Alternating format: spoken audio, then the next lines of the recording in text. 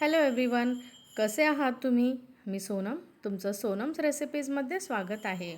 आज मी special reel टाकते आहे कारण आज स्पेशल रेसिपी वगैरे काही नाही आहे. तर आज काढली आहे मी देवीसाठी रांगोळी, म्हणजेच नवरात्र स्पेशल अशी रांगोळी.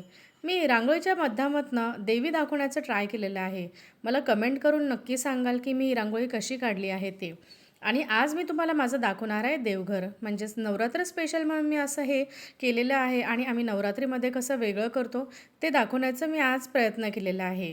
तुम्ही बघा आणि मला कमेंट करून नक्की सांगा की जे नवरात्र स्पेशल मी केलेलं आहे ते कसं आहे आणि तुम्हाला कसं वाटलं ते.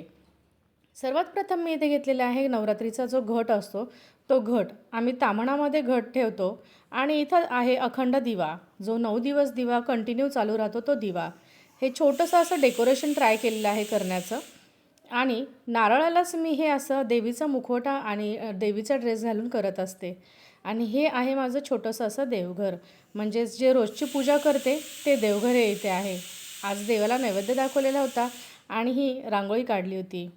कसं वाटलं तुम्हाला माझं देवघर? आणि अशा आवडलं असेल तर लाईक करा, शेअर करा आणि सबस्क्राईब करा.